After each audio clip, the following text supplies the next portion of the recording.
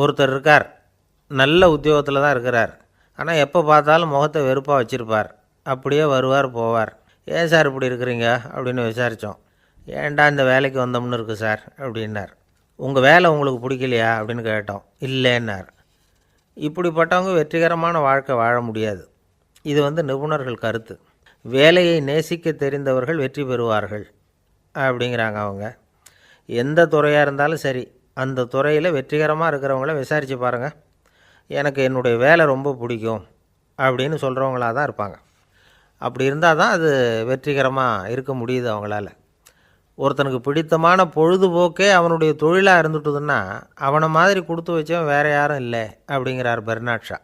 ஒரு தடவை மன்னர் ஹுமாயூன் உயிரை தண்ணீர் மொண்டு ஊற்றுகிற தொழிலாளி ஒருத்தர் காப்பாற்றினாராம் அந்த ஹுமாயூன் உயிரை. உடனே மன்னர் கேட்டிருக்கார், உனக்கு என்ன வேணும்னாலும் கேளு தரேன், உயர் பதவி வேணுமா அப்படின்னு கேட்டாராம். மன்னா, மக்களின் தாகம் தீர்க்கக்கூடிய இந்த பணியை விட உயர்ந்தது உண்டா அப்படின்னாராம் அந்த தொழிலாளி. அவரால் அவருடைய வேலையை நேசிக்க முடிஞ்சுது, அதனால் மகிழ்ச்சியாக இருக்க முடிஞ்சுது. நாமெல்லாம் அப்படி இல்லை. வேலை கிடைக்கிற வரைக்கும் கிடைச்சா போதும் அப்படின்னு இருக்கோம். கிடைச்சதுக்கப்புறம் ஏன்டா அந்த வேலைக்கு வந்தோம்னு ரொம்பவும் அழுத்துக்குவோம். சரி, நாம் இருக்கிற இடத்துல நாம் வெற்றிகரமாக இருக்க வழி உண்டா அப்படின்னா உண்டுன்னு சொல்கிறாங்க. அதாவது மன இயல் நிபுணர்கள் இருக்கிறாங்க இல்லையா, அவங்க அதுக்கு முக்கியமாக 6 வழிகள் சொல்கிறாங்க. நீங்கள் ஒரு அலுவலகத்தில் வேலை பார்க்குறவரா அப்படின்னா இதை கேளுங்க. அதாவது உங்கள் மேலதிகாரி எதிர்பார்ப்புக்கு தகுந்த மாதிரி உங்கள் வேலை இருக்குதா? அப்படி இல்லைன்னா முதல்ல உங்கள் வேலையின் தரம் உயரணும். உங்களுக்கு மேலே கீழே வேலை பார்க்குற பணியாளர்கள்கிட்ட நல்ல விதமாக பழகிறீங்களா? அந்த உறவு முறையில் ஏதாவது குறை இருந்தால் அதை கண்டுபிடிச்சி சரி பண்ணுங்கள். நம்பிக்கைக்கு உரியவர் அப்படின்னு நீங்கள் பேர் எடுக்கணும். நீங்கள் எடுக்கிற முடிவு நல்ல முடிவாக தான் இருக்கும் அப்படின்னு அடுத்தவங்க சொல்லணும். உங்கள் தோற்றத்துக்கு முக்கியத்துவம் கொடுங்க. இது மனம் உடல் ரெண்டும் சம்மந்தப்பட்டது. அதனால் மனசையும் ஆரோக்கியமாக வச்சுருக்கணும், உடம்பையும் ஆரோக்கியமாக வச்சுருக்கணும். உங்களுடைய நிர்வாகம் செயல்படுற விதத்தை நல்லா புரிஞ்சு வச்சுக்கணும். உங்களுடைய நிர்வாகம் இப்போ ஒரு காரியம் செய்யுதுன்னு வச்சுங்க, ஏன் அப்படி செய்யுது, எதுக்காக அப்படி செய்யுது, அதனுடைய குறிக்கோள் என்ன, அது நீடிக்கிறதுக்கு காரணம் என்ன, இதையெல்லாம் தெரிஞ்சுக்கணும். சிரிப்புக்கு வஞ்சகம் பண்ணக்கூடாது. நல்லா சிரிக்கணும், அப்போ தான் அது திரும்ப கிடைக்கும். கடந்த கால தோல்வியை பற்றி கவலைப்படக்கூடாது. முதலாளி விருப்பம் தெரிஞ்சு நடந்துக்கிறது நல்லது தான். அதுக்காக காக்கா பிடிக்கணுங்கிற அவசியம் இல்லை. உங்களுக்கு ஒரு பொறுப்பான வேலை கிடைக்குது, உடனே சத்தம் குழப்பம் அப்படின்னு சூழ்நிலையை இறுக்கமாக ஆக்கிடக்கூடாது. எந்த சூழலையும் இயல்பாக கையாளக்கூடியவர் அப்படிங்கிறத காட்டணும். இதெல்லாம் உங்கள் துறையில் நீங்கள் வெற்றி பெற நிபுணர்கள் சொல்கிற யோசனைகள். இவ்வளவு விவரமும் சொல்லிவிட்டு ஒருத்தரை பார்த்து கேட்டோம், இப்போ சொல்லுங்கள், நீங்கள் செய்கிற வேலை உங்களுக்கு பிடிச்சிருக்குதா அப்படின்னோம். ரொம்ப ரொம்ப பிடிச்சிருக்குது அப்படின்னார். சரி, என்ன செஞ்சிகிட்ருக்குறீங்க அப்படின்னு கேட்டோம். சும்மா தான் இருக்கிறேன் அப்படின்னார் அவர். அள்ள அள்ள குறையாதது அட்சய பாத்திரம், அது நமக்கு தெரியும், கேள்விப்பட்டிருக்கிறோம். ஆனால் போட போட நிரம்பாத ஒரு பாத்திரம் உண்டு. அது என்ன தெரியுமா? நம்மளில் பல பேர்கிட்ட அந்த பாத்திரம் உண்டு. அதுதான் பேராசை அப்படிங்கிற பாத்திரம். அதை நிறைவு செய்யவே முடியாது. பேராசையை பற்றி சுஃபி இலக்கியத்தில் ஒரு பிரபலமான கதை உண்டாம். அதை ஒரு பெரியவர் எடுத்து சொல்லியிருக்கிறார். ஒரு மன்னர் நகர்வலம் போயிட்டுருக்கார். ஒரு பிச்சைக்காரன் மன்னர் எதிரில் வரான். பிச்சை போடுங்கங்கிறான். என்னுடைய அமைதியை கெடுக்காதே போங்கிறார் மன்னர். அவன் சிரிக்கிறான். அரசே, உங்களுடைய அமைதி கெடக்கூடிய நிலையில் இருந்தால் அதுக்கு பேர் அமைதியே கிடையாது அப்படின்னு ஆனா. எதிரில் நிற்கிறது வெறும் பிச்சைக்காரன் இல்லை, யோகி அப்படிங்கிறத மன்னர் புரிஞ்சுக்கிட்டார். துறவியே, உங்களுக்கு என்ன வேணும்னாலும் கேளுங்க, கொடுக்குறேன்னாராம். அந்த துறவி மறுபடியும் சிரிக்கிறார். அரசே, உங்களால் முடியாததையெல்லாம் கொடுக்க முடியும்னு சத்தியம் செய்யாதீங்க அப்படின்னார். மன்னருக்கு கோபம் வந்துட்டுது. என்ன இவர் இப்படி சொல்கிறாரு அப்படின்னு நினச்சார். நகர்வலத்தை பாதியிலேயே நிறுத்தினார். வாங்க அரண்மனைக்குன்னார். துறவியை அழைச்சிக்கிட்டு அரண்மனைக்கு வந்துட்டார். துறவி தன்கிட்ட இருந்த பிச்சை பாத்திரத்தை நீட்டினார். இது நிறைய எனக்கு பொற்காசுகள் வேணும் அப்படின்னாராம். அவ்வளவு தானா, இது ஒரு பெரிய காரியமா அப்படின்னு கையை தட்டினாராம் மன்னர். ஒரு பெரிய தாம்பாளம் நிறைய பொற்காசுகள் சேர்ந்தது. அதை அள்ளி போட்டார். போட போட அந்த பிச்சை பாத்திரம் நிரம்பவே இல்லை. பொற்காசுகள் போட போட அவ்வளவையும் உள்ளே வாங்கிக்கிட்டே இருக்குது. அரசாங்க கஜானாவே காலி ஆகிட்டுது. மூட்டை மூட்டையாக பொற்காசுகளை கொட்டி பார்த்துட்டாங்க. அது முழுங்கிக்கிட்டே இருக்குது. கடைசி வரைக்கும் அந்த பிச்சை பாத்திரம் வந்து நிரம்பவே இல்லை. அரசர்கிட்ட இருந்த கர்வம் போயிட்டுது. அப்படியே பொத்துன்னு துறவி காலில் விழுந்தார். அப்போ அந்த துறவி சொன்னாராம், மன்னா, இந்த பிச்சை பாத்திரத்தை உங்களால் மட்டும் இல்லை, வேறு யாராலையும் நிரப்ப முடியாது. அதுக்கு என்ன காரணம்னா, இது வந்து சாதாரண பிச்சை பாத்திரம் இல்லை, பேராசைகளோடு வாழ்ந்து செத்துப்போன ஒரு மனிதனின் மண்டை ஓடுது அப்படின்னாராம். பாருங்கள், இதுதான் அந்த சுஃபி இலக்கிய கதை. செத்த பிறகும் நிறைவு இல்லைன்னா அது எப்பேற்பட்ட பேராசையாக இருக்கும்னு யோசித்து பார்த்துங்க. நம்மால் ஒருத்தர் கல்யாணம் பண்ணிக்க பொண்ணு பார்த்துக்கிட்டு இருந்தார். அழகு, அறிவு, படிப்பு எதுவும் தேவையில்லை, பணம் மட்டும் இருந்தால் போதும் அப்படின்னு பார்க்குறவங்ககிட்டெல்லாம் சொல்லி வச்சார். ரொம்ப நாளைக்கு அப்புறம் ஒரு பணக்காரர் கிடைச்சார்.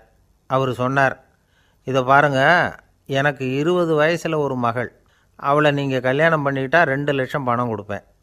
25 வயசில் ஒரு பொண்ணு, அவளை கல்யாணம் பண்ணிக்கிட்டா 2.5 லட்சம் தருவேன். 30 வயசில் ஒரு பொண்ணு இருக்கா, அவளை கல்யாணம் பண்ணிக்கிட்டா 3 லட்சம் தருவேன். என்ன சொல்கிற அப்படின்னாராம். இவன் கொஞ்ச நேரம் யோசித்து பார்த்துருக்கான். அதுக்கப்புறம் மெதுவாக அவரை நிமிர்ந்து பார்த்து, ஏன் சார், உங்ககிட்ட 50 வயசில் ஏதாவது பொண்ணு இருக்கா அப்படின்னு கேட்டானான். ஒருத்தர் ரொம்ப அவசரமாக வந்தார். சார், மனுஷன் நிம்மதியாக இருக்கிறதுக்கு என்ன வழின்னு கேட்டார். சீக்கிரமாக ஒரு கல்யாணத்தை பண்ணிங்க, எல்லாம் சரியாக போடும் அப்படின்னோம். அவர் ஒரு மாதிரியாக பார்த்தார். ஏற்கனவே எனக்கு கல்யாணம் ஆகிட்டுது சார், அதனால தானே நிம்மதியாக இருக்கிறதுக்கு வழி கேட்குறேன் அப்படின்னார். சரி, இவர் ஒரு மாதிரியான கேஸ் அப்படின்னு நினச்சிக்கிட்டு நம்மக்கிட்ட இருந்த ஒரு சின்ன புத்தகத்தை அவர்கிட்ட தூக்கி கொடுத்தோம். இதை படித்து பாருங்கன்னு. கல்யாணத்துக்கு பிறகும் சந்தோஷமாக இருக்கிறதுக்கு என்ன வழி அப்படிங்கிற கேள்விக்கு அந்த புத்தகத்தில் விளக்கம் இருந்தது. கணவன் மனைவிக்குள்ளே சிக்கல் வராமல் இருக்கிறதுக்கு அதில் சில வழிகளை சொல்லி கொடுத்துருக்குறாங்க. அதெல்லாம் என்னென்ன அப்படிங்கிறத இப்போ பார்க்கலாமா? குடும்பம்னு இருந்தால் கோபம் வரதான் செய்யும், அது வந்துட்டு போட்டும் பரவாயில்ல. ஆனால் அந்த கோபம் ஒரே நேரத்தில் 2 பேருக்கும் வந்துடாமல் பார்த்துக்கணும். ஒரு சமயத்தில் யாராவது ஒருத்தர் தான் கோபப்படணும், அடுத்தவங்க அமைதியாக இருக்கணும். அதுக்கப்புறம் இவர் அமைதியான உடனே அவங்க ஆரம்பிச்சிக்கலாம். கோபமாக ஏதாவது சொன்னால் உடனே கோபமாக பதில் சொல்லக்கூடாது. கொஞ்சம் பொறுத்து கோபம் தீர்ந்த உடனே அந்த பதிலை சொல்லலாம். அப்போ பதில் கோபமாக இருந்தால் கூட அது அவ்வளோ பெருசாக தெரியாது. அற்ப விஷயத்துக்கெல்லாம் காய்ச்சி மூச்சுன்னு கத்திக்கிட்டு இருக்கக்கூடாது. உங்கள் 2 பேருக்குள்ளே ஒரு தர்க்கம் ஆரம்பமாயிட்டுதுன்னு வச்சுக்கோங்க. கடுமையாக 2 பேரும் விவாதம் பண்ணுறீங்க. உங்களில் ஒருத்தர் இதில் ஜெயிக்கணும்னா அது நீங்களாக இருக்க வேணாம், அடுத்தவங்க ஜெயிக்கிறதுக்கு நீங்கள் துணையாக இருங்களேன். அப்படின்னா நீங்கள் கொஞ்சம் விட்டு கொடுக்கணும், அவ்வளவுதான். ஏதாவது குத்தம் சொல்லணுமா, செஞ்ச தப்பை சுட்டி காட்டணுமா, விமர்சனம் பண்ணணுமா, பண்ணுங்க, வேணான்னு சொல்லலை. ஆனால் சொன்னதை அப்படி சொல்கிறத வந்து கொஞ்சம் அன்பாக இதமாக சொல்லுங்கள். எப்போது நடந்த தவறுகளையெல்லாம் இப்போ போய் மறுபடியும் ஞாபகப்படுத்திகிட்டு இருக்க வேண்டாம். நான் அப்போவே சொன்னேன் இந்த புடவை வேணாம்னு, நீங்கள் தான் கேட்கல, இப்போ பாருங்கள் கிழிஞ்சு போச்சு இப்படின்னு கத்துனாங்க ஒரு அம்மா. எப்போ சொன்னீங்கன்னு கேட்டால் ஒரு 10 வருஷத்துக்கு முன்னாடி தீபாவளி சமயத்தில் அப்படிங்கிறாங்க. அது என்ன இன்னும் அப்படியே புதுசாகவே இருக்கும்? உங்களுக்கு அவர் தான் பெருசு, அவருக்கு நீங்கள் தான் பெருசு. அதை விட இந்த உலகத்தில் வேறு எதுவும் முக்கியம் இல்லைன்னு நினைக்கணும். நீ தான் என்னுடைய உலகம்னு எத்தனை தடவை சொல்லியிருப்பீங்க? அதெல்லாம் வெறும் வசனமாக போயிடக்கூடாது. ஏதாவது ஒரு பிரச்சனையை பற்றி கடுமையாக விவாதம் பண்ணிக்கிட்டு இருக்கீங்க, அதை அப்படியே பாதியில் விட்டுட்டு படுக்கைக்கு போயிடக்கூடாது. சுச்சத்தை நாளைக்கு பேசிக்கலாம்னு. அப்படி போனால் தூக்கம் வராது. பிரச்சனையை ஒரு முடிவு பண்ணிக்கிட்டு அதுக்கப்புறமா தூங்க போகணும். ஒரு நாளில் ஒரு தடவையாவது உங்கள் ஜோடியை பாராட்டி நல்ல விதமாக கனிவாக ஒரு வார்த்தை சொல்லணும் அப்படின்னு தீர்மானம் பண்ணிங்க. ஏதாவது தப்பு பண்ணிவிட்டீங்கன்னா பரவாயில்ல, அதை ஒத்துக்கிறதுக்கும் மன்னிப்பு கேட்குறதுக்கும் தயாராக இருக்கணும். அது ஒன்றும் கேவலம் கிடையாது. வீட்டுக்குள்ளே தானே கேட்க போகிறீங்க, வெளியில் யாருக்கு தெரிய போதும்? எப்படியோ உங்களுக்குள்ளே ஒரு சமரசம் ஆனால் சரிதான். ஒரு தகராறுன்னு எடுத்துக்கிட்டால் குறைஞ்சபட்சம் அதுக்கு 2 பேர் தேவை. தனியாகவே உட்காந்துக்கிட்டு நான் இப்போ தகராறு பண்ணிகிட்டு இருக்கிறேன் அப்படின்னு யாரும் சொல்ல முடியாது. 2 பேர் தகராறு பண்ணுறாங்கன்னா பொதுவாக அந்த 2 பேரில் யார் அதிகமாக பேசுகிறாங்களோ அவங்க பேரில் தான் தப்பு இருக்கும். அதை மனசில் வச்சுக்கணும். இதெல்லாம் தான் அந்த புத்தகத்தில் போட்டிருக்கிற வழிமுறைகள். இவ்வளவும் சரியாக வரலைன்னா அப்புறமா சொல்லுங்கள், வேறு புத்தகம் ஏதாவது இருக்கான்னு தேடுவோம். ஒரு கணவன் தன்னுடைய மனைவியை அழைச்சிட்டு ஒரு மனோதத்துவ டாக்டர்கிட்ட வந்தாராம். டாக்டர், எங்களுக்கு கல்யாணம் ஆகி 30 வருஷ காலமாக நாங்கள் ஒரு விஷயத்தில் கூட ஒத்து போனதில்லை அப்படின்னு ஆரம்பித்தார். உடனே அந்த அம்மா குறுக்கிட்டு, அது 30 வருஷம் இல்லை 32 வருஷம் அப்படின்னாங்களாம். சில பேரை இப்படி சொல்கிறது உண்டு. அடுத்தவங்களை அனுசரித்து நடந்துக்க தெரியல, அவன் என்ன சார் மனுஷன் அப்படிம்பாங்க. சக மனிதர்களோடு எப்படி பழகிறது அப்படின்னு தெரியாததுனாலேயே பல பேர் இன்றைக்கி சங்கடப்பட்டுக்கிட்டு இருக்கிறாங்க. வசதி வாய்ப்பெல்லாம் சரியாக இருக்கும், ஆனால் வாழ்க்கை சரியாக இருக்காது. இன்னொருத்தர்கிட்ட எப்படி பேசுறது பழகிறதுங்கிறது தெரியாததுனால தான் இந்த அவஸ்தை. சரி, இந்த அவஸ்தை இல்லாமல் வாழறது எப்படி? இதுக்கு அனுபவசாலிகள் சில வழிமுறைகளை சொல்கிறாங்க. அதெல்லாம் என்னென்னங்கிறத இப்போ தெரிஞ்சுக்குவோம். முதல்ல நம்ம நாக்கு நம்ம கண்ட்ரோலில் இருக்கணும். வார்த்தைகளை கொட்டிவிட்டு அதுக்கப்புறம் அள்ள முடியாமல் கிடந்து கஷ்டப்படக்கூடாது. எப்படி பேசுகிறோங்கிறதும் முக்கியம். பேசுகிறப்ப எப்படி முகத்தை வச்சுருக்கிறோங்கிறதும் முக்கியம். அன்பாக பேசினாலும் நல்லாயிருக்கும். அப்படி பேசுகிறப்ப ஆதரவாக அவர் தோள் மேலே ஒரு கையை போட்டுக்கிட்டு பேசினா இன்னமும் நல்லாயிருக்கும். ரெண்டாவது விஷயம், இன்னொருத்தர்கிட்ட பேசுகிறப்போ வாக்குறுதிகளை அள்ளி வீசக்கூடாது. கொடுக்குற வாக்குறுதி குறைச்சலாக இருக்கணும். அப்படி கொடுத்த வாக்குறுதியை கண்டிப்பாக நிறைவேற்றணும். நாம் ஒருத்தரை பாராட்டுறோம் அல்லது அவரை பற்றி அபிப்பிராயம் சொல்கிறோம்னா அது ஆக்கப்பூர்வமாக இருக்கணும். நம்ம பாராட்டு அல்லது விமர்சனம் அடுத்தவருடைய முன்னேற்றத்துக்கு உதவுறது மாதிரி இருக்கணும். நாம் சொல்கிறத கேட்டுட்டு அவன் தலையில் கையை வச்சுட்டு உட்காந்துடக்கூடாது. எப்பவும் உற்சாகமாக இருக்கணும், முகம் மலர்ச்சியாக இருக்கணும். மனுஷன் இருந்தால் வருத்தம், கவலை, ஏமாற்றம் எல்லாம் இருக்க தான் செய்யும். அதெல்லாம் மனசில் இருக்கட்டும். அந்த வருத்தமும் கவலையும் ஏமாற்றமும் சேர்ந்துக்கிட்டு நம்ம முகத்தில் இருக்கிற மலர்ச்சியை மூடி மறைக்கிறதுக்கு நாம் இடம் கொடுத்துடக்கூடாது. எந்த விஷயத்தை பற்றி யாருக்கிட்ட பேசினாலும் வெளிப்படையாக பேசணும். திறந்த மனசோடு பேசணும். மூடி மறைச்சி முழுங்கிக்கிட்டு இருக்கக்கூடாது. இன்னொருத்தர்கிட்ட பேசுகிறப்போ விவாதம் பண்ணுங்க, அது தப்பு இல்லை. ஆனால் வாதாடிக்கிட்டு இருக்கக்கூடாது. அதாவது என்ன சொல்கிறாங்கன்னா, டிஸ்கஸ் பண்ணலாம், ஆர்கியூ பண்ணக்கூடாதான். நம்மக்கிட்ட இருக்கிற நல்ல குணங்களை நாம் எடுத்து சொல்லிகிட்டு இருக்கக்கூடாது. அந்த நல்ல குணங்களே நம்மளை பற்றி எடுத்து சொல்லணும். அது மாதிரி நடந்துக்கணும்.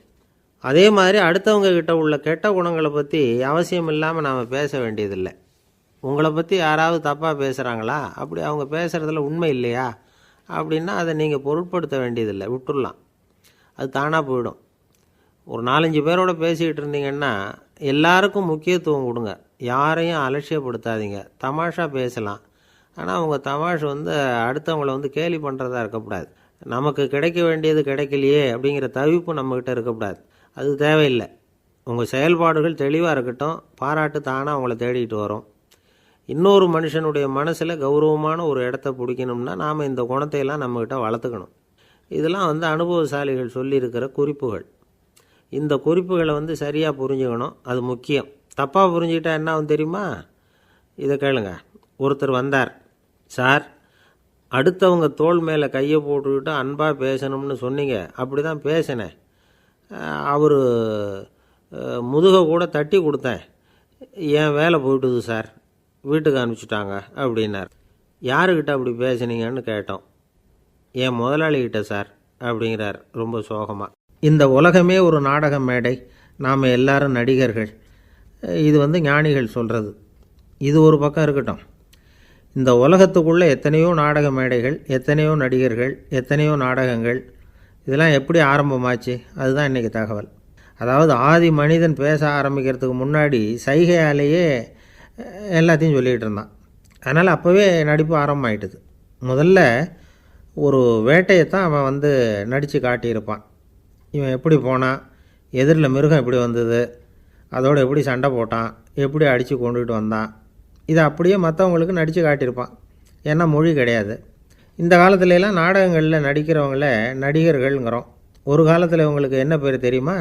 திஸ்பியர்கள் அப்படின்னு பேரான். இதுக்கு காரணம் உண்டு.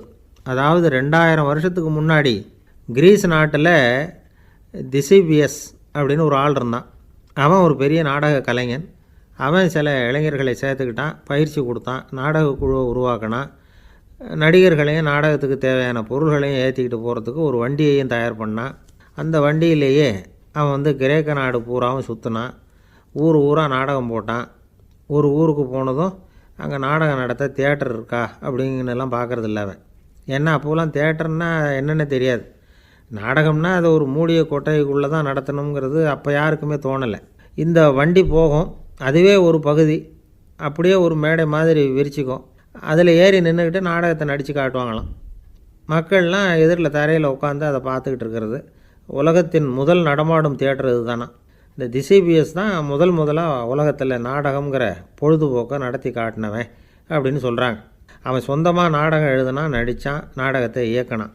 அதனால தான் அவனை first man of the theatre அப்படின்னு சொல்லுவாங்க. அவன் தான் நாடக மேடையின் முன்னோடி. கிரேக்கர் காலத்திலேயே நாடக ஆசிரியர்கள், நடிகர்கள், ரசிகர்கள் இவங்கெல்லாம் உருவாயிட்டாங்களாம். நாடகத்தின் சரித்திரத்தில் இந்த 3 பிரிவும் ரொம்ப முக்கியம். அதாவது கிரேக்க தியேட்டர்கள்லாம் திறந்த வெளி மேடைகள் தான். பெரும்பாலும் மலைச்சரிவுகள், அதுவே படிப்படியாக பண்ணியிருப்பாங்க. கீழே அரைவட்ட வடிவில் மேடை, அதுக்கு ஆர்கெஸ்ட்ரான்னு பேர்.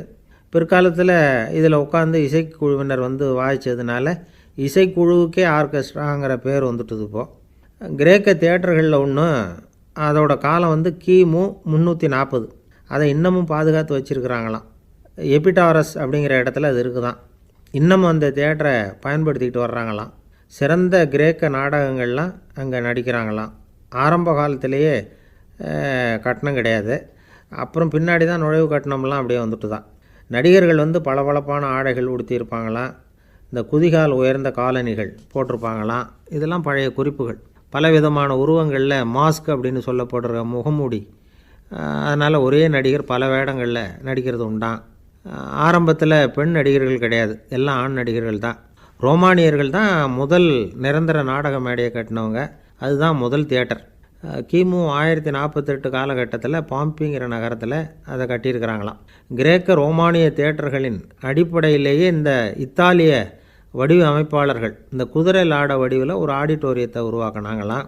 இப்படி அதை பற்றி நிறைய தகவல் இருக்குது. 1576 லண்டனில் இந்த பின்ஸ்பர்ரி, அப்புறம் இந்த பில்ட்ஸில், அப்புறம் ஜேம்ஸ் இப்படிங்கிற ஒரு முயற்சியால் தான் இங்கிலாந்தில் முதல் தியேட்டர் உருவாச்சான். அப்படி ஒருத்தர் இருந்தாராம். உலக நாடக மேடையின் வரலாறு இதுதான். அதாவது இப்போல்லாம் அறிவியல் வளர்ச்சி அதிகமாகிட்டுது. திரைப்படம், தொலைக்காட்சி எல்லாம் வந்தாச்சு. ஒவ்வொரு வீடுமே ஒரு குட்டி தியேட்டர் மாதிரி ஆகிட்டுது. தொலைக்காட்சி முன்னாடி உட்காந்து எழுந்திருக்கவே மனசு வர்றதில்லை. ஒரு அம்மா ஒரு மனோதத்துவ டாக்டரை தேடிட்டு வந்தாங்களாம் இந்த காலத்தில். டாக்டர், எங்கள் வீட்டுக்காரர் எப்போ பார்த்தாலும் டிவி முன்னாடி உட்காந்துக்கிட்டு அதையே வெறிச்சு பார்த்துக்கிட்டு இருக்கிறார், உத்து பார்த்துக்கிட்டு இருக்கார், எனக்கு சந்தேகமாக இருக்குன்னாங்களாம். இது மனக்கோளாறு இல்லைங்க, ஆர்வக்கோளாறு, அவ்வளவுதான், இதுக்காக பயப்படாதீங்கன்னாராம் டாக்டர்.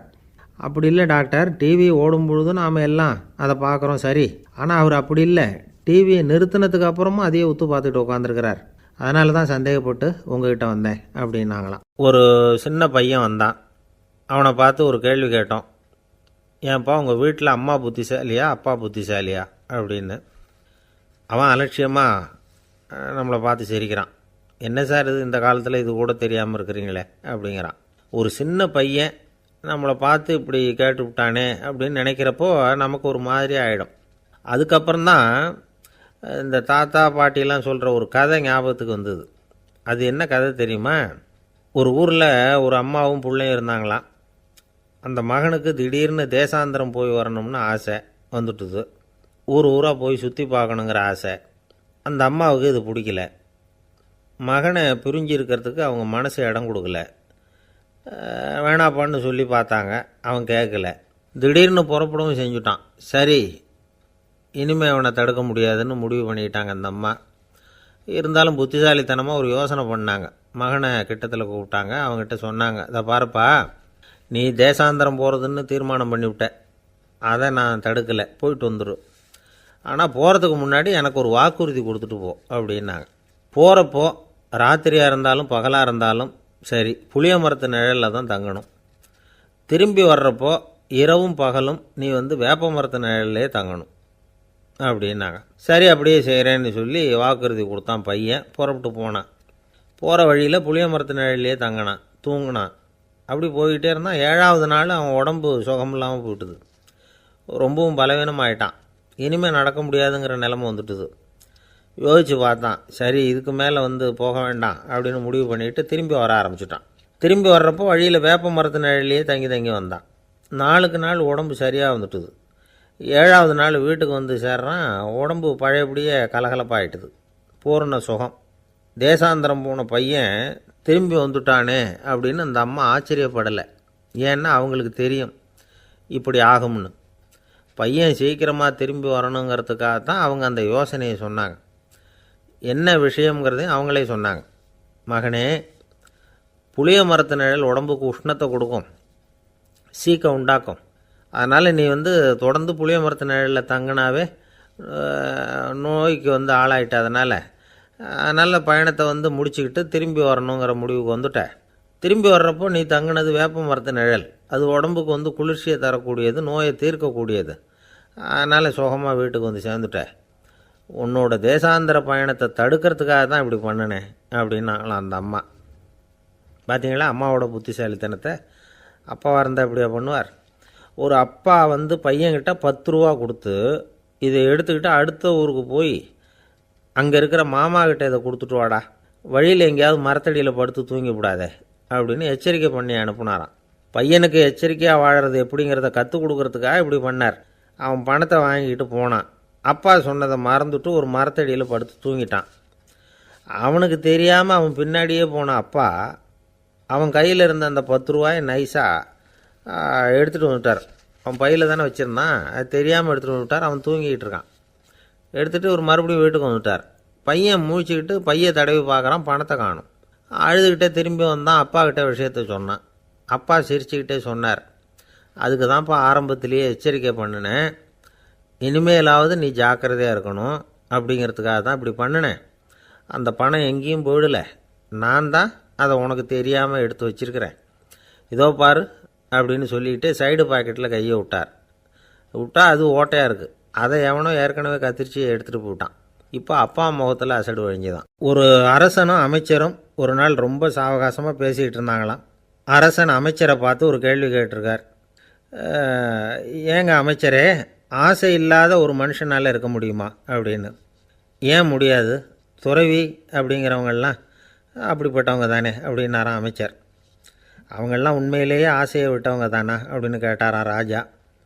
அப்படி தான் இருக்கணும் அப்படின்னாராம் அமைச்சர். அப்படின்னா ஆசையே இல்லாத ஒரு உண்மையான துறவியை நான் பார்க்கணுமேன்னார். அது என்ன பிரமாதம், அதுக்கு நான் ஏற்பாடு பண்ணுறேன் அப்படின்னு விட்டார் இவர். சொல்லிவிட்டு உடனே புறப்பட்டு போனார். அங்கங்கே தேடினார். அப்புறம் தான் அவருக்கு புரிஞ்சுது உண்மை துறவியை கண்டுபிடிக்கிறது எவ்வளவு கஷ்டமான காரியம்னு. இருந்தாலும் ராஜா கிட்ட சொல்லியாச்சே உண்மை துறவியை காட்டுறேன்னு. இப்போ என்ன பண்ணுறது? ராஜா கிட்ட சொன்னபடி நடக்கலைன்னா அவருக்கு கோபம் வந்துடும். அமைச்சர் ஒரு யோசனை பண்ணார். அவருக்கு ஒரு வழி தெரிஞ்சுது. அதுதான் சரின்னு முடிவு பண்ணார். அதாவது அந்த ஊரில் அவருக்கு தெரிஞ்ச நாடக நடிகர் ஒருத்தர் இருக்கிறார், நல்லா நடிப்பார். அவரை போய் பார்த்தார். இதை பாருப்பா, எனக்காக நீ ஒரு காரியம் செய்யணும்னார். என்னன்னு கேட்டார் அவர். நீ ஒரு துறவி மாதிரி கொஞ்சம் நேரத்துக்கு நடிக்கணும். ராஜா வந்து உன்னை பார்த்துட்டு போகிற வரைக்கும் நடி, அது போதும். அதுக்காக உனக்கு 10,000 ரூபா தரேன் அப்படின்னார். அவர் எந்த காலத்தில் இவ்வளவு பணத்தை மொத்தமாக பார்த்துருக்கார். அதனால் உடனே சரின்னு ஒத்துக்கிட்டார். அமைச்சர் வந்து அரண்மனைக்கு திரும்பி வந்தார். என்ன அமைச்சரே, இன்னுமா ஒரு உண்மையான துறவி கிடைக்கலன்னார். உண்மையான துறவி ஒருத்தரை இப்போ தான் கொஞ்ச நேரத்துக்கு முன்னாடி பார்த்து பேசிவிட்டு வர்றேன். அவர் நம்ம ஊருக்கு வெளியில் குளத்தங்கரையில் உள்ள ஒரு ஆலமரத்துக்கு அடியில் உட்காந்துருக்கிறார் அப்படின்னார் இவர். அப்படின்னா உடனே புறப்படுங்க அப்படின்னார் ராஜா. பரிவாரங்களோடு புறப்பட்டார். அங்கே அந்த மரத்தடியில் அந்த ஆள் வேஷம் போட்டுக்கிட்டு துறவி மாதிரி உட்காந்துருக்கிறான். ராஜா நேராக போனார். அந்த துறவி காலில் பொத்துன்னு விழுந்து வணங்கினார். உடனே ராணியும் அவர் காலில் விழுந்தாங்க. அடுத்தபடியாக அமைச்சர் விழுந்தார். அவருக்கு தெரியும் இது நம்ம ஆள் தான்னு. இருந்தாலும் என்ன பண்ணுறது, நேரம். அப்புறம் பரிவாரங்கள்லாம் துறவி காலில் விழுந்து ஆசீர்வாதம் வாங்கிட்டாங்க. ராஜா அப்புறமா தங்கத்தட்டில் பொன்னையும் பொருளையும் வச்சு அந்த துறவிக்கிட்ட ரொம்ப பணிவாக நீட்டுறார். தாங்கள் தயவு பண்ணி இதை ஏற்றுக்கணும் அப்படின்னு வேண்டிக்கிட்டார். அந்த துறவி பற்றில்லாமல் அதை பார்த்தார். எல்லாத்தையும் திறந்துவிட்ட எனக்கு இதெல்லாம் எதுக்காக அப்படின்னு சொல்லி அதை மறுத்துட்டாராம். ஆஹா, உண்மையான துறவியை பார்த்துட்டோம் அப்படிங்கிற ஆனந்தம் அரசருக்கு. ரொம்ப நிம்மதியாக திருப்தியாக திரும்பி வந்தார் அரண்மனைக்கு. அதுக்கப்புறம் அமைச்சர் யாருக்கும் தெரியாமல் அந்த துறவிகிட்ட ஓடினார். சொன்ன பிரகாரம் பணத்தை நீட்டினார். இந்தாப்பா, நான் உங்ககிட்ட சொன்னபடி 10,000 ரூபா பணம் எடுத்துக்கோ அப்படின்னார். அந்த ஆள் ராஜா கிட்ட சொன்னது மாதிரியே எல்லாத்தையும் திறந்துவிட்ட எனக்கு இதெல்லாம் எதுக்காக வேணாம் அப்படின்னு விட்டாராம். நடித்த வரைக்கும் போதும்ப்பா, இனிமேல் இந்த நாடக வசனம்லாம் வேணாம், வேஷத்தை கலைச்சிரு, பணத்தை வாங்கிக்கோன்னார். இல்லைங்க, இது வேஷம் இல்லை, இது வசனமும் இல்லை, இது உண்மை. கொஞ்ச நேரம் துறவி மாதிரி நடித்ததுக்கே இந்த தேசத்து ராஜா, ராணி, அமைச்சர், பரிவாரங்கள் எல்லாம் என் காலில் விழுந்து வணங்குறாங்க. அப்படின்னா உண்மையான துறவியாக இருக்கிறது எவ்வளவு பெருமையான விஷயம். நான் உண்மையான துறவியாக ஆக போகிறேன், அப்படி முடிவும் பண்ணிட்டேன் அப்படின்னார் அந்த நடிகர். வேஷம் கூட எப்படிப்பட்ட விளைவுகளை உண்டு பண்ணுது பார்த்தீங்களா. நம்மால் ஒருத்தன் ரொம்ப வசதியாக தான் இருந்தான். ஒரு நாள் அவன் சொத்து பூரா திருட்டு போயிட்டுது. அதுக்கப்புறம் இவன் துறவி மாதிரி ஆகிட்டான். ஊர் ஊராக சுற்றினான். ஒரு குருநாதரை தேடி கண்டுபிடிச்சான். அவர்கிட்ட சீடனாக சேர்ந்துக்கிட்டான். அவனை பார்த்து ஒருத்தர் கேட்டார், நீ உண்மையான சீடன் தானான்னு. இல்லைங்க, சீடன் மாதிரி நடிச்சுக்கிட்டு இருக்கிறேன் அப்படின்னா. அது குரு துரோகம் இல்லையா அப்படின்னு கேட்டார் அவர். இல்லைங்க, நான் பண்ணது குரு துரோகம் இல்லை, என் குரு பண்ணது தான் துரோகம். என்னுடைய பணத்தை கொள்ளையடித்தது இவர் தான். அதை எங்கே வச்சுருக்காருன்னு கண்டுபிடிக்கிறதுக்காக தான் இவர்கிட்ட வந்து சீடனாக சேர்ந்துருக்கிறேன் அப்படின்னா. ஒரு ஆள் இருந்தான், நிறைய பணம் சம்பாதிச்சான். ஆனால் செலவு பண்ண மனசு வரல, கருமி. அவன் என்ன பண்ணான், சேர்த்த பணம் பூராவையும் ஒரு மரத்தடியில் புதைச்சி வச்சுருந்தான். வாரத்துக்கு ஒரு தடவை அந்த மரத்தடிக்கு வருவான், புதைச்ச இடத்த ஆவலோடு பார்த்துக்கிட்டு இருப்பான், அதுக்கப்புறம் போயிடுவான். அவ்வளவுதான். ஒரு நாள் ஒரு திருடன் வந்தான், இவன் புதைச்சி வச்சுருந்ததெல்லாம் எடுத்துகிட்டு போயிட்டான். இது தெரிஞ்சு போச்சு. அந்த கருமி புலம்ப ஆரம்பிச்சிட்டான். இவன் புலம்பலை கேட்டதும் அக்கம் பக்கத்தில் இருந்தவங்கெல்லாம் ஓடி வந்தாங்க. என்ன விஷயம்னு விசாரித்தாங்க. இவன் சொன்னான். ஒரு பெரியவர் கேட்டார், ஏன்ப்பா வாரம் வந்து இந்த இடத்த பார்க்குறதாக சொன்னியே, எப்போவாவது இதில் இருக்கிற பணத்தை எடுத்து செலவு பண்ணியிருக்கியா அப்படின்னு கேட்டார். நான் அப்பப்போ வந்து அதை பார்க்குறது தான் வழக்கம், அதை தொட்டதே இல்லைன்னு அவன். சரி, அப்படின்னா இப்போவும் நீ அதே மாதிரி வாரம் ஒரு தடவை வந்து இந்த இடத்த பார்த்துட்டு போகலாமே அப்படின்னாராம் அந்த பெரியவர். அதுவும் சரிதானே, எவ்வளவு காலமானாலும் அவன் அந்த பணத்தை எடுத்து செலவு பண்ண போகிறதில்ல. அப்படி இருக்கிறப்ப உள்ளே பணம் இருந்தாலும் ஒன்று தான், இல்லாமல் போனாலும் ஒன்று தான். இதிலேருந்து என்ன புரியுதுன்னா, ஒருத்தர்கிட்ட இருக்கிற பணத்தை கொண்டு அவர் பணக்காரரா ஏழையா அப்படின்னு முடிவு செய்கிறது சரியில்லை. அந்த செல்வத்தை அனுபவிக்கிற திறன், பயன்படுத்துகிற திறன், அதை வச்சு தான் அவர் ஏழையா பணக்காரரா அப்படிங்கிறத நிர்ணயம் பண்ணணும். அதுதான் சரி. செலவு பண்ண தெரியாதவன் சேகரம் பண்ணிகிட்டே இருக்கிறதுனால என்ன பிரயோஜனம்? தலைமுடியே இல்லாதவன் தாராளமாக சீப்புகளை வாங்கி சேகரம் பண்ணுறது மாதிரி தானே இது. சில சமயம் செலவு பண்ண நாம் தயாராக இருந்தால் கூட அந்த செல்வம் நமக்கு பயன்படுறதில்ல. அரேபியாவில் ஒரு நகை வியாபாரி விலை உயர்ந்த முத்துக்களை எல்லாம் அவர் வச்சு வியாபாரம் பண்ணிகிட்டு இருந்தார். அவர் ஒரு சமயம் ஒரு பாலைவனம் வழியாக போயிட்டு இருக்கிறார் ஒட்டகத்தில். அப்போது திடீர்னு கடுமையான புயல் வீச ஆரம்பிச்சுட்டுது. திசை தவறி இவர் எங்கேயோ வந்துட்டார். கூட வந்தவங்களையும் காணலை, எங்கே போனாங்களோ தெரியல. இவர் ரொம்ப பயந்து போய் அங்கே எங்கேயுமா அலைஞ்சு திரியிறார். வழியே தெரியல, பசி கடுமையாயிட்டுது. ஒட்டகத்து முதுகில் ஒரு மூட்டை இருந்தது, அதை பிரித்து பார்த்தார். உள்ளே ஏதாவது இருக்கான்னு தேடி பார்க்குறார். அது வரைக்கும் கண்ணில் தட்டுப்படாத அபூர்வமான ஒரு பை கண்ணில் பட்டுது. ஆஹா, அதில் ஏதாவது சாப்பிட்றதுக்கு இருக்கும் அப்படின்னு நினச்சி ஆவலாக அதை பிரித்து பார்க்குறார். அந்த பையில் விலை உயர்ந்த முத்துக்கள் நிறைய இருந்துதான். அப்போ தான் அவர் நினச்சாராம், விலை உயர்ந்த முத்துக்கள் கூட சாப்பிட்றதுக்கு உணவாக முடியாது அப்படிங்கிறத புரிஞ்சுக்கிட்டாராம். எந்த நேரத்தில் எது நமக்கு தேவையோ அது நமக்கு தாராளமாக கிடைக்கணும். அப்படி அது கிடைக்கிறதுக்கு நம்மக்கிட்ட இருக்கிற செல்வம் பயன்படணும். அது நமக்கும் பயன்படலாம், நம்ம மூலமாக அடுத்தவங்களுக்கும் பயன்படலாம். அதுதான் செல்வத்தின் பயன். ஒரு மரத்தடியில் ஒருத்தன் உட்காந்து அழுதுகிட்டு இருந்தான். அந்த பக்கமாக வந்த இன்னொருத்தன் ஏப்பா அழுதுகிட்டு இருக்கிறேன்னு கேட்டான். இந்த இடத்துல தான் பூமிக்கு அடியில் பணம் இருக்குது, புதைச்ச இடம் தெரியல, அதான் அழறேன் அப்படின்னா. நல்லா ஞாபகப்படுத்தி பாரு, எந்த இடத்துல புதைச்ச அப்படின்னு கேட்டான் இவன். அது எப்படி எனக்கு தெரியும், புதைச்சி வச்சிருக்கிறவன் நான் இல்லையே, எங்கள் எதிர்த்த வீட்டுக்காரன் அப்படின்னானா இவன். அந்த ஆள் என்னை கண்ணாப்புண்ணான்னு திட்டிவிட்டான் சார், அதை நினச்சா எனக்கு ரொம்ப வருத்தமாக இருக்குது அப்படின்னு சொல்லி கவலைப்பட்டார் ஒருத்தர். இதில் கவலைப்படுறதுக்கு என்ன இருக்குது அப்படின்னார் ஒரு பெரியவர். அவர் ஒரு மகான். என்ன சார் இப்படி சொல்கிறீங்க, ஒருத்தர் நம்ம பார்த்து திட்டுனா வருத்தமாக இருக்காதா அப்படின்னார். அது எப்படி வருத்தமாக இருக்கும், திட்டுறதுங்கிறது என்ன, அது வெறும் சத்தம் தானே அப்படின்னார் அந்த பெரியவர். நம்ம ஆளுக்கு தலையை பிச்சுக்கலாம் போல் இருந்தது. இருக்காது அப்படின்னா நமக்கே அப்படி தானே தோணுது. அந்த பெரியவர் சொல்கிறது ரொம்ப பெரிய விஷயம். அதை நாம் புரிஞ்சிக்க முயற்சி பண்ணலாம்னா நடைமுறை வாழ்க்கைக்கு அது ஒத்து வர்றது மாதிரி தெரிய மாட்டேங்குது. இருந்தாலும் அந்த பெரியவர் அதுக்கு என்ன தான் விளக்கம் கொடுக்குறாருன்னு பார்ப்போமே. ஒரு ரயில் போயிட்டுருக்கு, அதில் ஒரு சாது போயிட்டுருக்கார். அந்த ரயில் வந்து அவர் ஹரித்வாரம் போயிட்டுருக்கார். அவர் ரயிலில் ஏகப்பட்ட கூட்டம். நம்ம ஊர் ரயில் கேட்க வேணும், டிக்கெட் வாங்கிட்டு கொஞ்சம் பேர், வாங்காத கொஞ்சம் பேர். அது என்னத்துக்கு அனாவசியமாக டிக்கெட் அப்படிங்கிற நினப்பில் பாதி பேர். இந்த கூட்டத்துக்கு மத்தியில் அந்த சாதுவும் போயிட்டுருக்கிறார். உட்கார்றதுக்காக இருந்த இடத்துல ஒரு ஆள் படுத்துருக்கிறான், கொஞ்சம் முரட்டு ஆசாமி. அவன் கால் பக்கத்தில் கொஞ்சோண்டு இடம் பாக்கி இருந்தது. அந்த இடத்துல இந்த சாது உட்காந்துருந்தார். மெதுவாக உட்காந்துக்கிட்டார் போய். ஆனால் அந்த ஆள் ராத்திரி பூரா இவரை காலால் உதச்சிக்கிட்டே இருக்கிறான். அது இவருக்கு ரொம்ப அவமானமாக பட்டுது. அதனால் துக்கம் ஏற்பட்டுது. இருந்தாலும் அதை ஒரு மாதிரியாக சகிச்சுக்கிட்டே இவர் வந்து சேர்ந்தார். பொழுது விடிஞ்சுது. அந்த சாது ஹரித்வார் வந்து சேர்ந்தார். அங்கே ஒரு பெரிய ஞானியை சந்தித்தார். ராத்திரி ரயிலில் அந்த ஆள் உதைச்சதையும் அதனால் தனக்கு ஏற்பட்ட துக்கத்தையும் இந்த சாது அந்த ஞானிகிட்ட சொன்னார். சொல்லிவிட்டு, ஏன் சுவாமி, எனக்கு துக்கம் ஏற்பட்டதே அது தப்பா அப்படின்னு கேட்டார். தவறு தான்னார் அந்த ஞானி. உனக்கு இன்னமும் தேக அபிமானம் போகலைங்கிறது தான் அது காட்டுது. அஷ்டாவக்கிரர் என்ன சொல்கிறார் தெரியுமா? உண்மையான ஞானி யாராவது தன்னை வந்தனை செய்தால் அதற்காக சந்தோஷப்பட மாட்டார், யாராவது நிந்தனை செய்தால் அதற்காக வருத்தப்பட மாட்டார் அப்படின்னு சொல்கிறார். நிந்தனைங்கிறது ஒரு ஒலி தான். தேகாபிமானம் இருக்கிற வரைக்கும் இந்த ஒலி நம்மளை வந்து வேதனைப்படுத்தும்.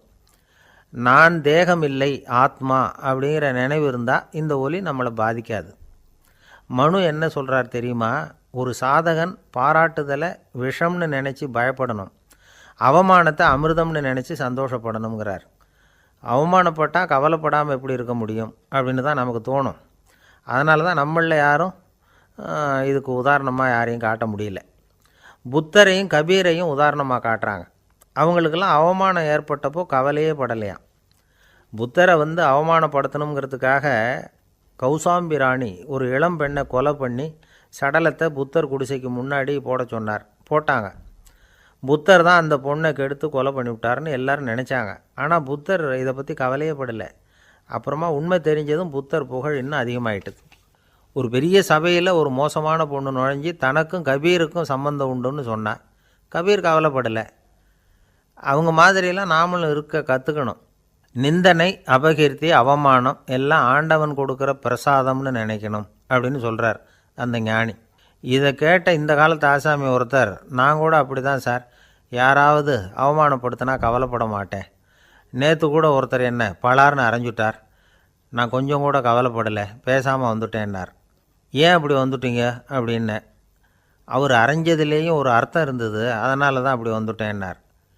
ஏன் அரைஞ்சார்னு கேட்டேன். 10 வருஷத்துக்கு முன்னாடி 15 ரூபா அவர்கிட்ட கடன் வாங்கினேன், அதை கேட்டு கேட்டு பார்த்துட்டு கடைசியாக தான் அரைஞ்சார் அப்படின்னார். ஆண்டவனுடைய பிரசாதம் இவருக்கு அடிக்கடி கிடைக்கும் போல இருக்குது. ஒரு பல்கலைக்கழகம், அங்கே ஒரு இலக்கிய பேராசிரியர், அவர் பாடம் நடத்திக்கிட்டு இருந்தார். ராபர்ட் ப்ரௌனிங் எழுதிய கவிதைகளை பற்றி சொல்லிகிட்டு இருக்கிறார். மாணவர்களும் ரொம்ப அக்கறையாக அதை கேட்டுக்கிட்டு இருக்கிறாங்க. ஒரு குறிப்பிட்ட கவிதையை பற்றி சொல்லும் பொழுது அந்த பேராசிரியருக்கே ஒரு சந்தேகம். அதாவது அந்த கவிதையின் சரியான அர்த்தம் என்னங்கிறதுல சந்தேகம். பேராசிரியர் யோசனை பண்ணார். அந்த கவிதையை முழுசாக புரிஞ்சிக்க முடியல. அதனால் மாணவர்களை பார்த்து சொன்னார், மாணவர்களே, ஒரு நாள் பொறுத்துக்குங்க. இந்த கவிதையை எழுதின கவிஞர் எங்கள் வீட்டுக்கு பக்கத்தில் தான் இருக்கிறார். இன்றைக்கி சாயந்தரம் நான் அவரை நேரிலேயே போய் பார்க்குறேன். பார்த்து இதுக்கு என்னங்க அர்த்தம்னு கேட்டுக்கிட்டு வந்துடுறேன். அதுக்கப்புறம் உங்ககிட்ட சொல்கிறேன் அப்படின்னாராம். அன்றைக்கி சாயந்தரமே அந்த பேராசிரியர் கவிஞரை தேடிக்கிட்டு போயிட்டார். கவிஞர் அவங்க வீட்டில் அவர் பாட்டு உட்காந்துருந்தாராம். இவர் போய் அவர் முன்னாடி உட்காந்தார். அப்புறம் கேட்டார், ஐயா, அந்த கவிதையின் முழு பொருள் என்னன்னு தெரிஞ்சுட்டு போகிறதுக்காக வந்திருக்கிறேன் அப்படின்னாராம். எந்த கவிதை அப்படின்னாராம் அவர். இவர் அந்த கவிதையை சொல்லியிருக்கார். கவிஞர் கொஞ்சம் யோசனை பண்ணிவிட்டு அப்புறம் சொன்னாராம், பேராசிரியரே, நீங்கள் கொஞ்சம் தாமதமாக வந்துட்டீங்கன்னாராம். இவருக்கு ஒன்றும் புரியல. நீங்கள் என்ன சொல்கிறீங்க? நான் தாமதமாக வந்துட்டேன்னா? நீங்கள் தான் உயிரோடு இருக்கிறீங்களே, அப்படி இருக்கும்பொழுது நான் தாமதமாக வந்துவிட்டேன்னா அது எப்படி அப்படின்னு இவர் குழம்பியிருக்கிறார். இப்போ கவிஞர் சொன்னாராம், ஐயா, நான் உயிரோடு இருக்கிறேன்னா இல்லையாங்கிறது முக்கியம் இல்லை. நான் அந்த கவிதை வரிகளை எழுதினப்போ 2 பேருக்கு அதோட அர்த்தம் தெரிஞ்சிருந்தது. இப்போ ஒரே ஒருத்தருக்கு தான் அதோட அர்த்தம் தெரியும் அப்படின்னாராம். பேராசிரியர் யோசனை பண்ணியிருக்கார். அப்படின்னா அந்த ஒருத்தர் கவிஞர் ராபர்ட் ப்ரௌனிங்கை தவிர வேறு யாராக இருக்க முடியும்? இவர் தான் அப்படிங்கிறத அவர் மனசில் நினச்சிக்கிட்டார். அதனால் சொன்னார், ஐயா, நான் தாமதமாக வரல, அந்த கவிதையின் பொருள் என்ன அது சொல்லுங்கன்னார். பேராசிரியரே, நான் சொல்கிறது உங்களுக்கு புரியலைன்னு நினைக்கிறேன். நான் இந்த வரிகள் எழுதினப்போ 2 பேருக்கு அதோட அர்த்தம் தெரிஞ்சிருந்தது. அந்த 2 பேர் யாருன்னா, ஒருத்தர் ராபர்ட் ப்ரௌனிங், அதாவது நான், இன்னொருத்தர் கடவுள். இப்போ அது கடவுளுக்கு மட்டும்தான் தெரியும். நானே இதை பற்றி பல தடவை யோசனை பண்ணி பார்த்தேன். இது ரொம்ப அழகானது, ஆனாலும் ரொம்ப வழுக்கலானது. அதை பிடிச்சிட்டோம்னு நினச்சிக்கிட்டு இருக்கும் பொழுதே காற்று மாதிரி அது உங்ககிட்ட இருந்து ஓடி போயிடுது. எனக்கு ரொம்பவும் வருத்தமாக தான் இருக்குது. நிச்சயமாக நான் தான் இந்த வரிகளை எழுதியிருக்கிறேன். அதில் அர்த்தம் இருக்குங்கிறது எனக்கு தெரியும். அதை நான் உணர்றேன். ஆனால் நீங்கள் என்னை மன்னிக்கணும். எனக்கே கூட அதை என்னால் விளக்க முடியல. அப்படி இருக்கும் பொழுது உங்களுக்கு எப்படி அதை நான் விளக்க முடியும் அப்படின்னாரா அந்த கவிஞர். அனுபவிக்கப்படக்கூடிய எல்லாமே விளக்கப்படக்கூடிய ஒன்றல்ல, விளக்கப்படும் எல்லாமே அனுபவிக்கப்படக்கூடிய ஒன்றல்ல அப்படிங்கிறது ஞானிகளுடைய கருத்து. அதுக்காக தான் அந்த சம்பவம். வாழ்க்கையில் நீங்கள் தொடர்ந்து ஆய்வு செய்து கொண்டே இருக்கக்கூடிய விளக்கங்களை ஒருபோதும் அடைய முடியாத பரிமாணங்கள் இருக்கிறதுனால தான் அது அலுப்பு தட்டாமல் இருக்குது. உங்களால் நிறைய அனுபவிக்க முடியும். இருந்தாலும் நீங்கள் அனுபவித்து அறிந்த விஷயங்கள் கூட வார்த்தைகளால் விளக்கப்பட முடிவதில்லை அப்படிங்கிறது பெரியோர் சிந்தனை. இதெல்லாம் ஒரு பக்கம் இருக்கட்டும். நமக்கு தெரிஞ்ச பேராசிரியர் ஒருத்தர் 1 மணி நேரம் ரொம்ப விவரமாக வகுப்பு எடுத்தார். கடைசியாக சொன்னார், மாணவர்களே, ரொம்பவும் எளிமையாக விளக்கமாக எல்லா விவரமும் சொல்லியிருக்கிறேன். அதனால் இதில் உங்களுக்கு சந்தேகம் வர்றதுக்கு வாய்ப்பே இல்லை. இருந்தாலும் கேட்க வேண்டிய கடமை கேட்குறேன். இது வரைக்கும் நடத்தினதில் யாருக்காவது ஏதாவது சந்தேகம் உண்டா அப்படின்னு கேட்டாராம். எனக்கு ஒரே ஒரு சந்தேகம்தான் சார் அப்படின்னு எழுந்திரிச்சு நிற்கிறான் ஒருத்தன். என்னன்னு கேட்டாராம். இது வரைக்கும் நீங்கள் என்ன பாடம் சார் நடத்துனீங்க அப்படின்னானா அவன். அம்மாக்காரங்களுக்கு அடிக்கடி ஏற்படுற கவலை ஒன்று உண்டு. அதாவது குழந்தை சரியாக சாப்பிட மாட்டேங்குதே அப்படிங்கிற கவலை. இவங்கெல்லாம் ஒரு விஷயத்தை நல்லா புரிஞ்சுக்கணும். குழந்தைகள்ங்கிறவங்க பெரியவங்க மாதிரி இல்லை. அவங்க கடிகாரத்தில் மணியை பார்த்துட்டு சாப்பிட்றதுக்கு உட்கார்ற ரகம் கிடையாது. பசிச்சா சாப்பிடுவாங்க, இல்லைன்னா விளையாடுவாங்க அல்லது தூங்குவாங்க. அது புரியாமல் அவங்கள கட்டாயப்படுத்தி அல்லது மிரட்டி சாப்பிட வைக்கிறது ரொம்ப தப்பு. ஒரு 8 மாத குழந்தைக்கு 3 மணி நேரத்துக்கு ஒரு தடவை பசிக்கும். அந்த நேரம் பார்த்து சாப்பாடு கொடுத்தா அடம் பண்ணாமல் அது பாட்டுக்கு சாப்பிட்றோம். அதே குழந்தைக்கு 1 வயசு ஆகிறப்போ 4 மணி நேரத்துக்கு ஒரு தடவை பசிக்கும். இந்த வயசில் இயற்கையாகவே பசி குறைஞ்சிருக்கும். அது புரியாமல் என் குழந்தை முன்னாடி மாதிரி இப்போ சரியாக சாப்பிட மாட்டேங்கிறான் அப்படின்னு சில பேர் டாக்டர்கிட்ட போய் சொல்லிக்கிட்டு இருப்பாங்க. இன்னொரு விஷயம், ஒரு குழந்தைக்கு வயசு அதிகமாகிற வேகத்துக்கு உடம்பு எடையும் அதிகமாகிக்கிட்டே போகாது. உடம்பு எடை அதிகமாகிற வேகம் குறைஞ்சிக்கிட்டே வரும். 6 மாத குழந்தைக்கு ஒரு வாரத்தில் 150 கிராம் எடை கூடும். ஒரு வயசில் வாரத்துக்கு 71 கிராம் எடை கூடும். இது புரியாமல் அதிகமாக சாப்பாட்டை கொடுத்து குழந்தைய கஷ்டப்படுத்தக்கூடாது. ஏன்னா அளவுக்கு மீறின உணவு அஜீரணத்தை உண்டு பண்ணிவிடும். குழந்தைக்கு ஒரு தட்டில் கொஞ்சமாக ஆகாரத்தை வச்சு கொண்டுகிட்டு போய் கொடுக்கணும். மலை மாதிரி குவிச்சு வச்சா அதை பார்த்ததுமே பசி அடங்கி போயிடும். அடித்து மிரட்டி பயமுறுத்தி குழந்தைய சாப்பிட வைக்கிற பழக்கம் இருக்குது பாருங்கள். அதுக்கு ஃபுட் ஃபோர்ஸிங் அப்படின்னு பேர். இப்படி பண்ணினா குழந்தைக்கு சாப்பாட்டில் விருப்பம் குறைஞ்சிரும். அதை கண்டாவே வெறுக்க ஆரம்பிச்சிடும். அது மாதிரி உளம் சார்ந்த பசி குறைவு, சைக்கோஜெனிக் அனோரெக்சியா, அது ஏற்படுமா. சாப்பாடுங்கிறதே ஒரு தண்டனை மாதிரி தோணும். குழந்தைகளுக்கு பிடிச்ச மாதிரியான ஆகாரத்தை கொடுக்கணும். சத்து அதிகம் இருக்குங்கிறதுக்காக அதுக்கு பிடிக்காத ஆகாரத்தை கொடுத்து கட்டாயப்படுத்தக்கூடாது. குழந்தைகளுக்கு 2 வயசு ஆகிறப்போ இயற்கையாகவே எதிர்மறை குணம் உண்டாகும். அதாவது அந்த எதிர்மறையாக பேசுகிறது. இது மாதிரி சமயங்களில் நாம் என்ன சொல்கிறோமோ அதுக்கு நேர்மாறாக நடந்துக்கும். ஏட்டிக்கு போட்டி. சாப்பிட சொன்னால் விளையாட போகும், விளையாட சொன்னால் சாப்பாடு கேட்கும். இதை புரிஞ்சுக்கிட்டு நடந்துக்கணும். குழந்தை சொன்ன பேச்சை கேட்கலேன்னு கோவப்படக்கூடாது. குழந்தை வளர வளர பிடிவாத குணம் வர்றது சகஜம். கேட்டதை வாங்கி கொடுத்தா தான் சாப்பிடுவேன் அப்படின்னு பிடிவாதம் பண்ணும். வாங்கி கொடுத்துடுறது தான் உத்தமம். நீங்களும் அதுக்கிட்ட பிடிவாதம் பண்ணிகிட்டு இருக்கக்கூடாது. ஏன்னா கேட்டது கிடைக்கலையேங்கிற ஏமாற்றம் கூட குழந்தையோட பசியை குறைச்சிரும். கேட்டது கிடைச்சிட்டா பசி அதிகமாகும். கொடுத்ததை மலமலன்னு சாப்பிட்றோம். குழந்தைகளுக்கு கண்ட கண்ட நேரத்தில் சாப்பிட்றதுக்கு எதையாவது வாங்கி கொடுத்துக்கிட்டு இருந்தால் சாப்பாட்டு நேரத்தில் சாப்பிடாமல் அடம் பண்ண ஆரம்பிச்சிடும். பள்ளிக்கூடம் போகிற பிள்ளைங்க காலை உணவை சரியாக சாப்பிட மாட்டாங்க. அச்சம், அவசரம், பரபரப்பு இதெல்லாம் தான் காரணம். பள்ளிக்கு புறப்படுறதுக்கு ஒரு 3/4 மணி நேரத்துக்கு முன்னாடியே சாப்பாடு போட்டுருங்க, அது சரியாக போடும். படிக்கிற குழந்தைகள் உடல் சோர்வு, மனச்சோர்வு இது காரணமாக கூட சாப்பிட மறுக்கிறது உண்டு. இப்போ உதாரணமாக சாயந்தரம் விளையாடி விட்டு வீட்டுக்கு வந்ததும் சாப்பிட சொன்னால் வேணாம்பாங்க. இது உடல் சோர்வு. ரொம்ப நேரம் வீட்டு பாடங்களை செஞ்சு முடித்த கையோடு சாப்பிட சொன்னாலும் அவங்களால சரியாக சாப்பிட முடியாது. இது உளச்சோர்வு, அதாவது மனச்சோர்வு. இதை தவிர குழந்தைகளுக்கு உடல்நல குறைவு ஏற்பட்டால் கூட சாப்பிட மறுக்கிறது உண்டு. சில மருந்து மாத்திரைகள் கூட பசியை குறைச்சிரும். அதனால் சரியாக தெரிஞ்சுக்கிட்டு குழந்தைகளை சாப்பிட வைக்கணும். அது புரியாமல் கையில் சாப்பாட்டு தட்டை வச்சுக்கிட்டு குழந்தைகளை விரட்டிக்கிட்டு அலையக்கூடாது. ஒரு சின்ன பையன் சொன்னான், எங்கள் அம்மா சாப்பாடு போடுறது தெரிஞ்சால் நான் உடனே வீட்டை விட்டு வெளியில் ஓடி போடுவேன் அப்படின்னா. ஏன் அப்படி பண்ணுறேன்னு கேட்டோம். எங்கள் அப்பா கூட அது மாதிரி தான் சார் பண்ணுவார் அப்படிங்கிறான். பந்திக்கு முந்தர ஆசாமிகள் நம்மளில் பல பேர் உண்டு. அப்படி முந்தறதுக்கு கூட முயற்சி பண்ணுறவங்க நிறைய பேர் இருக்கிறாங்க. இதில் என்ன ஒரு விஷயம்னா, பந்திக்கு முந்துறது கூட தப்பு இல்லை.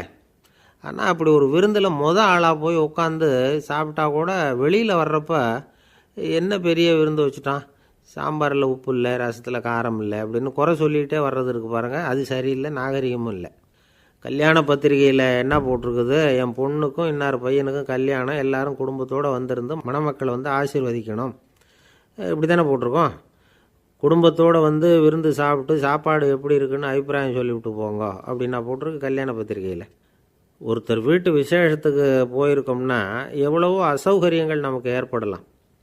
ஏராளமான கூட்டம் வந்திருக்கும். எல்லாரையும் அவங்க தனித்தனியாக கவனிச்சிக்கிட்டு இருக்க முடியாது. நாம் தான் அனுசரித்து நடந்துக்கணும். நாமளாக போய் வாழ்த்த வேண்டியவங்களை வாழ்த்தி விட்டு சேரணும். அதை விட்டுட்டு பத்திரிக்கை கொடுத்தானேன்னு போனேன், கவனிப்பே சரியில்லை அப்படின்னு புலம்பிக்கிட்டு இருக்கக்கூடாது. ஒரு விருந்துக்கு போனால் அங்கே எப்படி நடந்துக்கணும் அப்படிங்கிறத பற்றி கூட அனுபவசாலிகள் சில விவரங்கள்லாம் சொல்லியிருக்கிறாங்க. இந்த காலத்தில் கல்யாணம், பிறந்த நாள், அது இதுன்னு நிறைய விருந்துகள் நடக்குது. அதெல்லாம் எதுக்காக? மனித உறவுகளை வளர்த்துக்கிறதுக்காக தான், வேறு எதுக்கு? ஒரு விருந்துக்கு போனால் அமைதியாக பொறுமையாக போய் உட்காரணும். அடித்து பிடிச்சிக்கிட்டு இடத்த பிடிக்க போகிறேன் அப்படின்னு நிற்கக்கூடாது.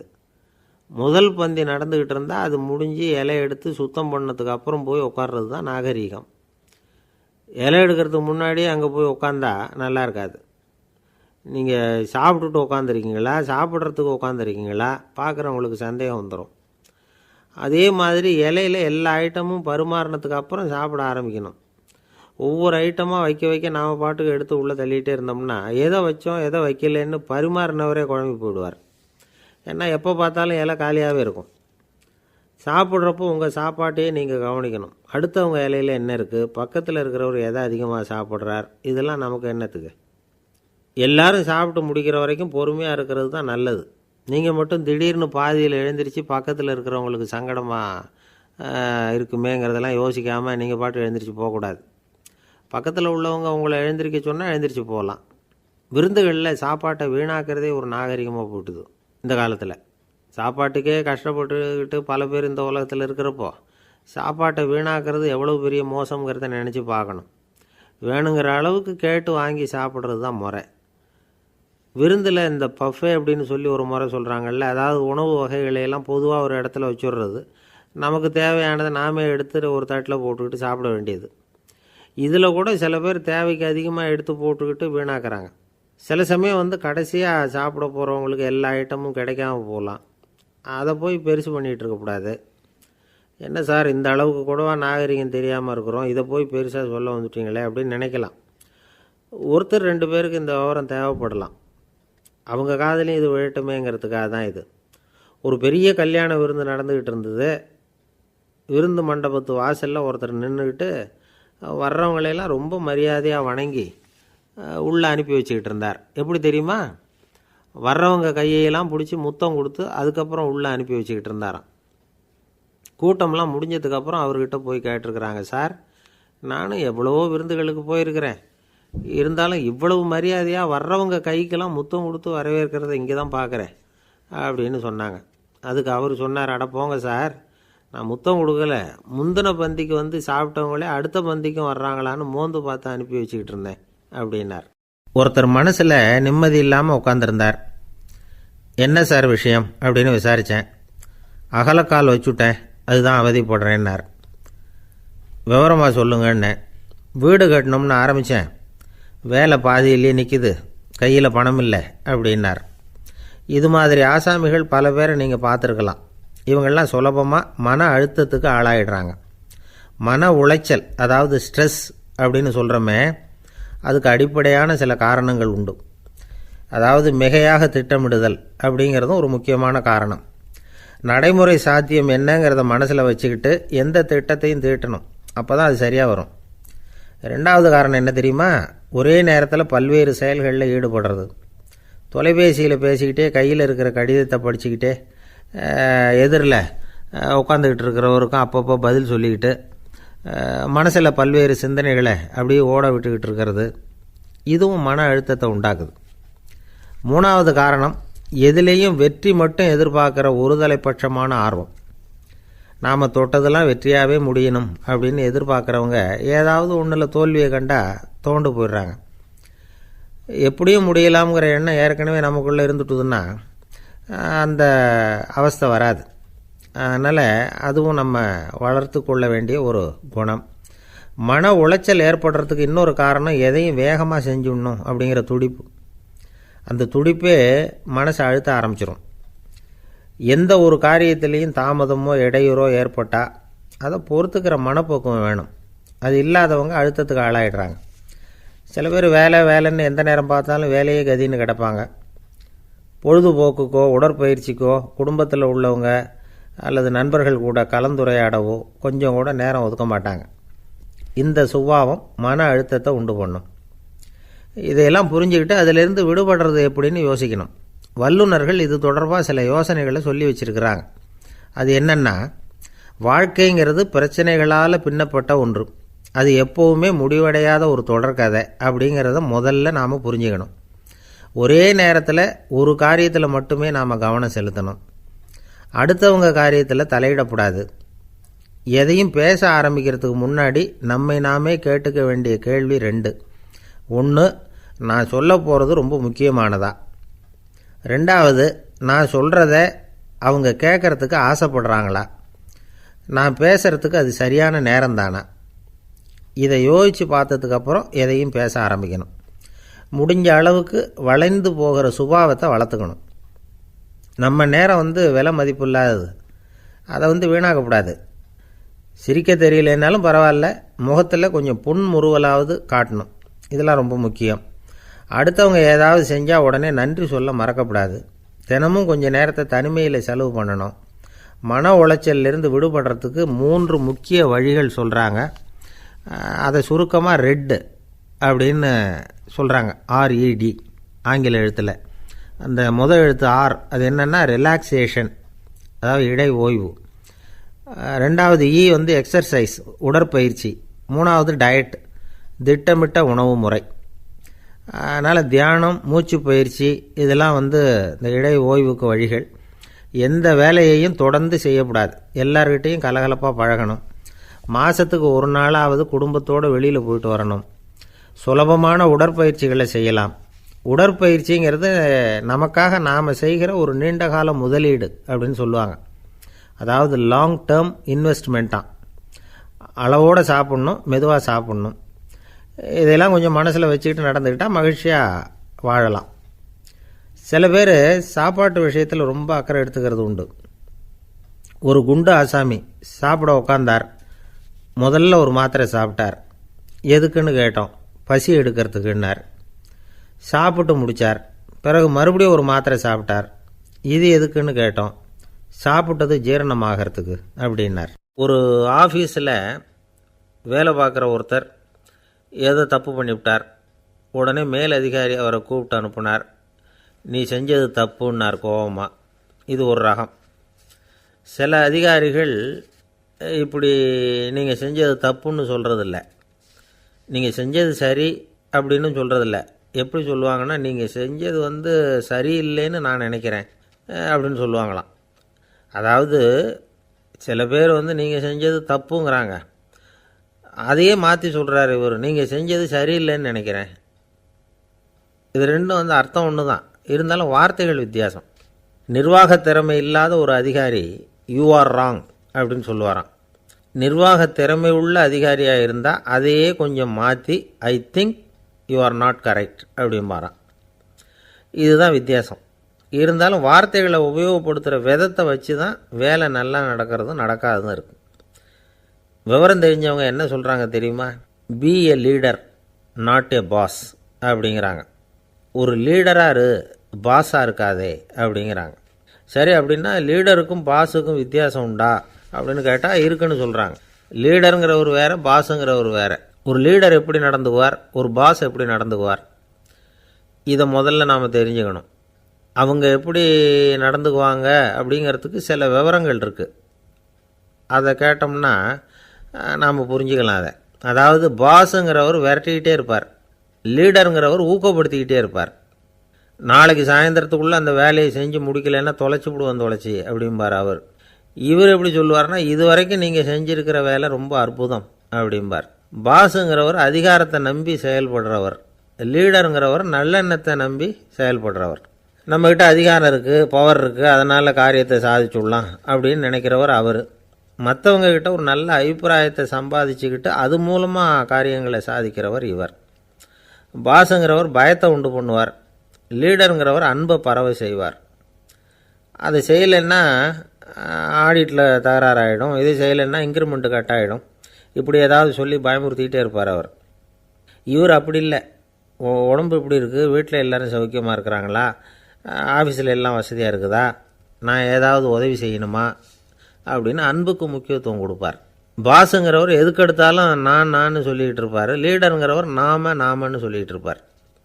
பாஸுங்கிறவர் தப்புக்கு காரணம் யாருன்னு பார்ப்பார், லீடருங்கிறவர் தப்பு என்னன்னு பார்ப்பார். இதுதான் ரெண்டு பேருக்கு வித்தியாசம். The boss shows who is wrong, the leader shows what is wrong அப்படின்னு சொல்லுவாங்க. இந்த காரியம் எப்படி செய்யப்பட்டிருக்கு அப்படின்னு தெரிஞ்சுக்கிறவர் பாஸ், இந்த காரியத்தை எப்படி செய்யணும்னு செஞ்சு காட்டுறவர் லீடர்.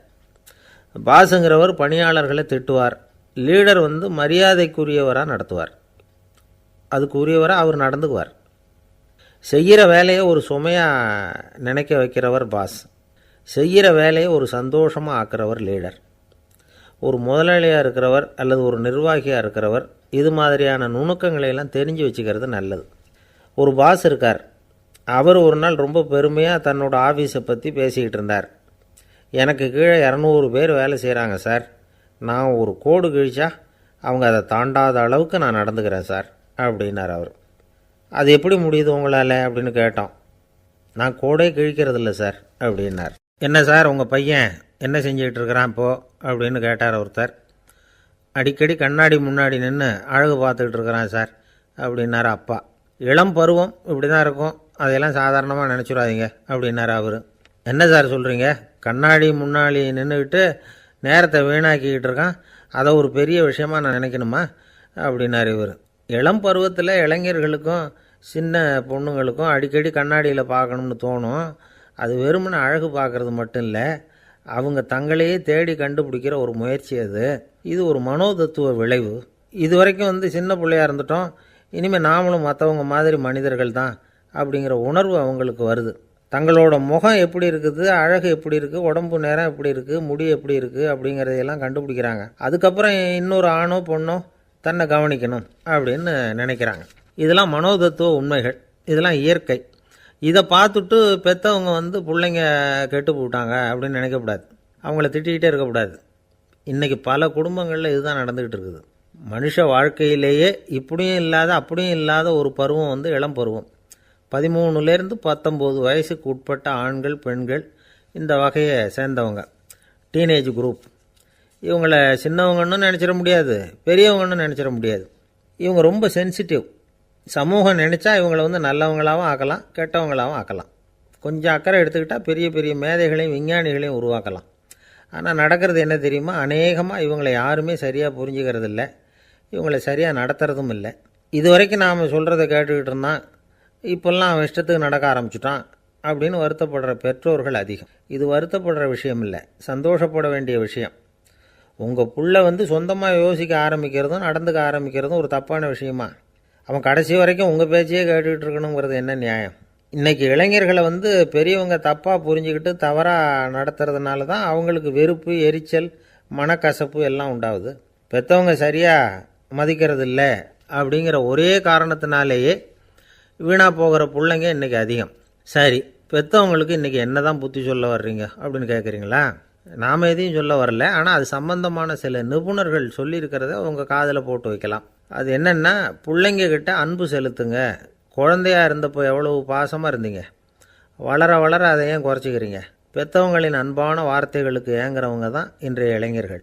அவங்க எதை சொன்னாலும் அதை அக்கறையாக காது கொடுத்து கேளுங்க, அலட்சியப்படுத்தாதீங்க. அவங்க விரும்புகிறது உங்கள்கிட்ட இருந்து ஒரு மதிப்பு, மரியாதை, அங்கீகாரம், இவ்வளவு தான். அவங்க அவங்களாவே முடிவுகள் எடுக்கட்டும், அதுக்கு நீங்கள் உதவியாக இருங்க, அது போதும்.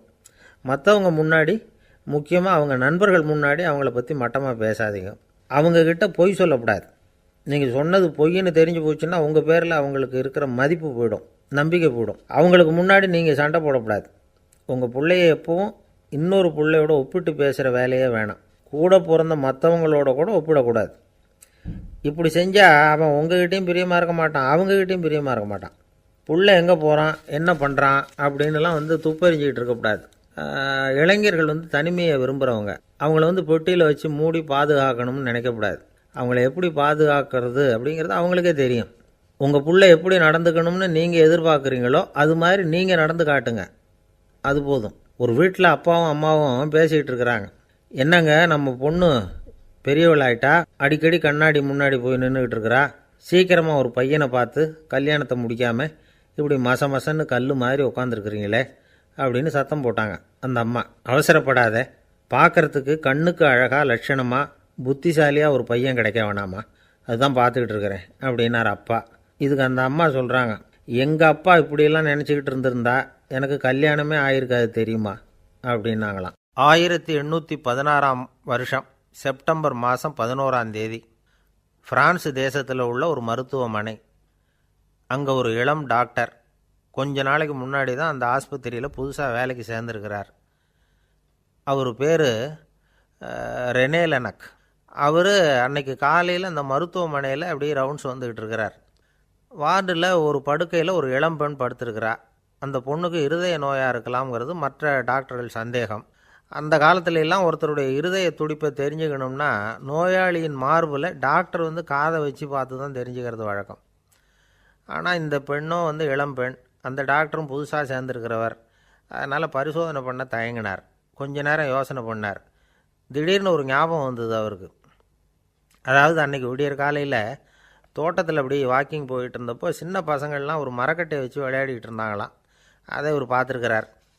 அது என்ன விளையாட்டுனா, ஒரு நீளமான மரப்பலகை, அதில் ஒரு முனையில் ஒரு பையன் தன்னுடைய காதை வச்சுக்கிட்டு இருக்கிறான், மறுமுனையில் இன்னொரு பையன் அந்த மரப்பலகையை ஒரு ஆணியால் கீறிக்கிட்டு இருக்கிறான். ஒரு முனையில் ஆணியால் கீறும் பொழுது மறுமுனையில் காதை வச்சிருக்கிற பையனுக்கு அந்த சத்தம் துல்லியமாக கேட்குது. அந்த டாக்டருக்கு காலையில் பார்த்த இந்த விளையாட்டு ஞாபகத்துக்கு வந்துட்டுது. உடனே என்ன பண்ணார் தெரியுமா? ஒரு நீளமான காகிதத்தை எடுத்தார். அதை அப்படியே உருளை மாதிரி உருட்டினார். ஒரு முனையை அந்த நோயாளியின் மார்பில் இடது பக்கம் வச்சார், இன்னொரு முனையில் தன்னுடைய காதை வச்சார். என்ன ஆச்சரியம்! நோயாளியின் மார்பில் நேரடியாக காதை வச்சு கேட்குறத விட துல்லியமாக கேட்டுது இதய துடிப்பு. இதய துடிப்பு மட்டும் இல்லை, மூச்சு இழுத்து விடுறது, திரவ பொருள்களின் அசைவு, எல்லா சத்தமும் தெளிவாக கேட்குது. கிரேக்க மொழியில் ஸ்டெத்தாஸ் அப்படின்னா மார்பு, ஸ்கோப்பின் அப்படின்னா பார்ப்பதுன்னு அர்த்தம். அதனால் டாக்டர் ரெனே லெனக் தான் கண்டுபிடிச்ச கருவிக்கு ஸ்டெத்தஸ்கோப் அப்படின்னு பேர் வச்சார். அவரே முதல் மாடலையும் செஞ்சார். அளவு ரொம்ப பெருசாக இருந்தது, சுலபமாக எடுத்துகிட்டு போகிறது கஷ்டம், அது அவ்வளோ கஷ்டமாக இருந்தது அது. அதனால் அவரே அதை அப்புறம் 2 பிரிவாக தயார் பண்ணார். இது 2 துண்டையும் டாக்டர் தன்னோட கோட்டு பாக்கெட்டில் வச்சுக்கலாம், தேவைப்படுறப்ப எடுத்து ஒன்றா சேர்த்துக்கலாம். இப்படி தான் அவர் ஆரம்பத்தில் பண்ணார். தன்னுடைய இந்த கண்டுபிடிப்பை பற்றி அவர் ஒரு புத்தகம் எழுதினார். நிறைய விற்றுது, புகழும் பணமும் சேர்ந்தது. பணமும் புகழும் சேர்ந்தது மாதிரியே அவருக்கு ஒரு நோயும் சேர்ந்தது. அது என்ன நோயின்னு கண்டுபிடிக்கிறதுக்கும் அவர் கண்டுபிடிச்ச கருவி தான் உபயோகப்பட்டு தான். அவரே அதை கண்டுபிடிச்சார். அவருக்கு வந்திருந்தது காச நோய். 1826 வருஷம் ஆகஸ்ட் மாதம் 13 உலகத்தின் முதல் ஸ்டெதஸ்கோப்பை கண்டுபிடிச்ச டாக்டர் ரெனே லெனக் காலமானார். அவர் சாகிறதுக்கு முன்னாடி மரத்தால் செஞ்சு வச்சுருந்த ஸ்டெதஸ்கோப்பை தனக்கு வேண்டியப்பட்ட ஒரு டாக்டர்கிட்ட கொடுத்து, என்னுடைய சொத்துக்கள்லேயே ரொம்ப வசந்தது அப்படின்னு சொன்னாராம். அதுக்கப்புறம் 3 வெள்ளைக்காரங்க சேர்ந்து இந்த கருவியில் சில மாற்றங்களை பண்ணாங்க. ஆனால் 1829 லண்டனில் டாக்டர் நிக்கோலஸுங்கிறவர் ஒரு காதால் இதய துடிப்பை கேட்குறத விட டாக்டர் 2 காதாலையும் கேட்குறது தான் சரியாக இருக்கும் அப்படின்னு ஒரு கருத்தை வெளியிட்டார். அதுக்கப்புறம் ரொம்ப காலம் கழித்து 1852 ஜார்ஜ் காமான் அப்படிங்கிறவர் ரப்பர் டியூபுகளை உபயோகப்படுத்தி 2 காதாலையும் கேட்குற மாதிரி ஒரு புதிய வடிவத்தை அதுக்கு கொடுத்தார்.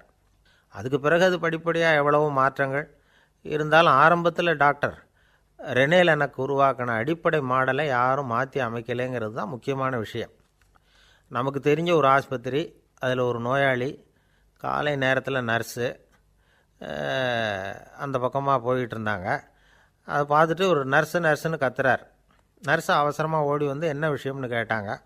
சிஸ்டர், இங்கே பாருங்கள்,